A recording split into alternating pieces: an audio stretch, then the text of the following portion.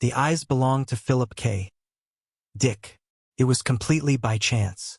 I discovered this incredible invasion of Earth by life forms from another planet, but I haven't done anything about it yet. I can't think of anything to do.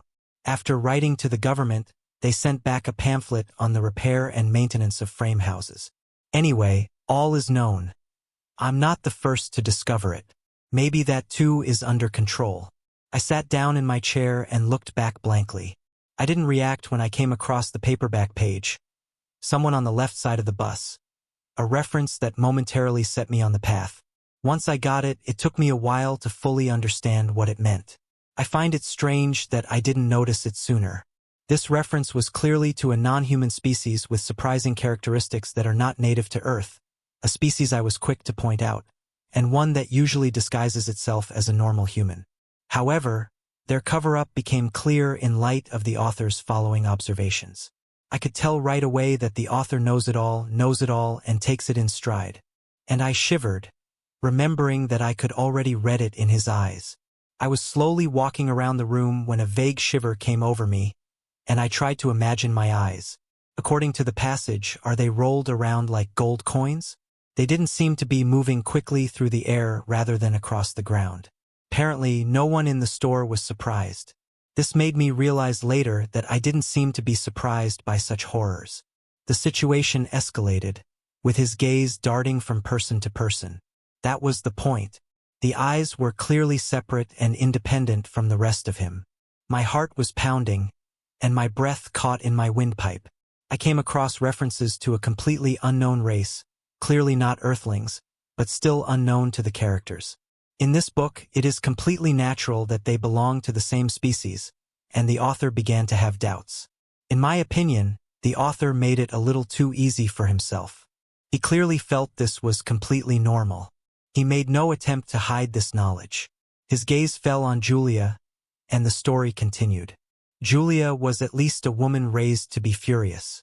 She is depicted with her face flushed and her brow furrowed angrily. I breathed a sigh of relief that they weren't all aliens. The story progresses slowly and calmly. His eyes searched every inch of her big Scot, but at this point the girl turned and stomped away, ending the affair. I leaned back in my chair and gasped in horror. My wife and family looked at me in shock. "What's the matter, my love?" My wife asked, but I wasn't allowed to tell her what I knew, because that's too much for the average person. I had to keep it to myself. "Nothing," I gasped, jumped up, grabbed my book, and ran out of the garage room. I continued reading. The shaking became even louder. I read the following insightful passage. He put his arm around Julia. Then she asked him if he could remove her arm. He did so immediately with a smile. It is not written what was done to his arm after the man removed it. Maybe it was left standing in a corner. Maybe it was thrown away, but I don't care. In any case, the full meaning was that it was staring me in the face. This was a race of creatures that could remove parts of their anatomy at will, such as eyes or arms, without damaging them. This is where my biology knowledge came in handy. Apparently, they were simple creatures. Protozoa, a type of primitive single-celled organism less developed than starfish, can do the same thing. I kept reading and realized this incredible thing that the author expressed so coolly. We parted ways, not making the slightest movement outside the movie theater. Some of us go in, some of us go to the cafe for dinner, some do some binary fishing, and apparently split in half to form 2 units, each with the bottom half probably going to the cafe and the top half watching a movie. I went there and shook his hand.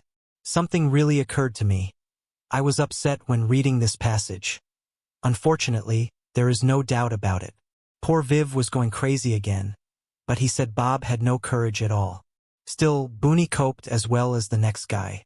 But the next person was just as strange. He was immediately said to be completely intelligent. The next section left no doubt about that. Julia, who thought she was the only normal human being, also reveals herself to be an extraterrestrial creature similar to other life forms. Julia had consciously given her heart to a young man. She had nothing to do with the final organ placement, but she didn't really care. It was obvious. Julia, like the characters in this book, continued to live her life as usual. I felt sick because she had no heart, No arms, no eyes, no brain, no guts, split in half when she needed to, and held out her hand to him without a second thought. The villain now had both hands and a heart. I shudder to think of what he did to them. At this moment, he grabbed her arm and was not satisfied with just waiting for her. He had to start disassembling it himself, blushing. I slammed the book shut and jumped up, but not in time to escape the final reference to a carefree piece of anatomy. Their journey originally guided me through the trajectory of their gaze as I gazed all the way down the street. Wheeze. I ran out of the garage and back into the warm house. As if some cursed thing were following me, my wife and children were playing monopolistic games in the kitchen, and I joined them, moving my forehead with feverish enthusiasm. They played, showing their teeth and babbling that they had had enough. I don't want to hear about it anymore. Let them come. Let them penetrate the earth. I don't want to get involved in this. I have no motivation at all.